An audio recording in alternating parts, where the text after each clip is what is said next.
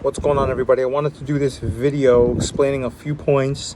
I sent the spreadsheets out this morning, or last night. I don't remember. I think yesterday.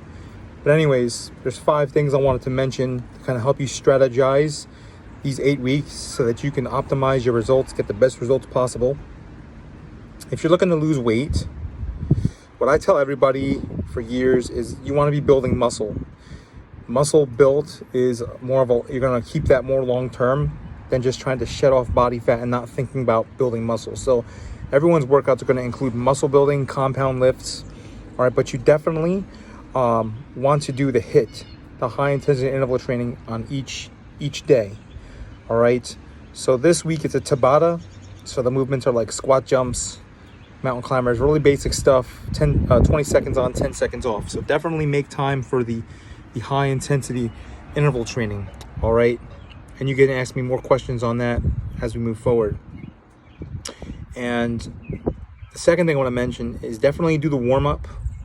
Right now it's a dynamic warm-up, so you're kind of going back and forth with a 10-yard series of movements.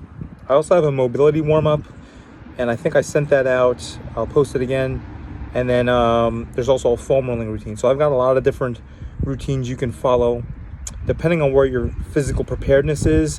If you've already been working out already and this is just something to change things up, you may know how to warm up, so you can do your own warm-ups. But the warm-up that I do in the video are the things that I do in my workout and have really been giving me success. And I've been working out a good while, long time, and tried different methods. So focus intensely on the warm-up and the first 2 to 3 exercises, because the first actual lift, well, you'll have like 3 other med ball like warm-ups that you do. All right, this is to make sure that you're really getting a sweat going. I want your tissue temperature to be very warm before you approach your first compound lift.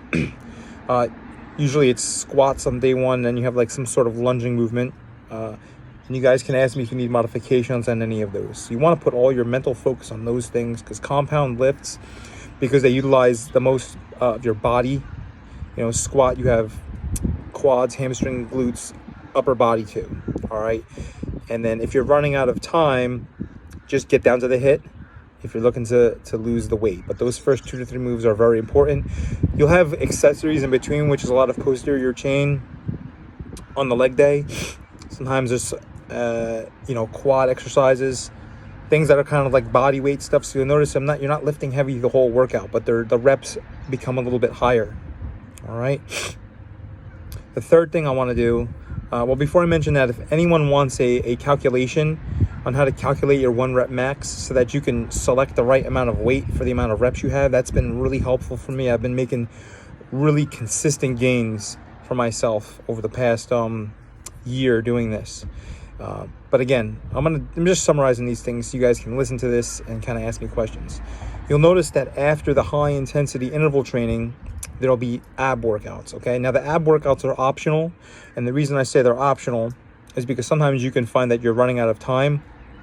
All right, which kind of goes into my next point, is make sure that your actual workout time after your warm-up and before cooldown is between 60 and 70 minutes. I really say when you're at 60 minutes, you're kind of pushing it. When I used to coach classes for people, 60 minutes, you start to lose focus. You're in the gym a long time. You're a busy person. So even like after 45 minutes, right? But again, that's up to you and the amount of focus you have. All right.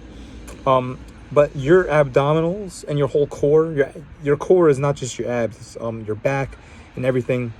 This all gets worked in all exercises, or it should be working in all exercises. So you should have core activation in almost every exercise. If you're looking for that shred and you have time, yes, you can do the abdominal movements, and but you can alter the reps and sets, making sure you don't go too long in the workouts. Remember, we're playing the long game here. You don't have to crush day 1 and kill yourself on day 1. I want you to make consistent gains. No one should become overly sore. We like that muscle soreness. A little bit's fine.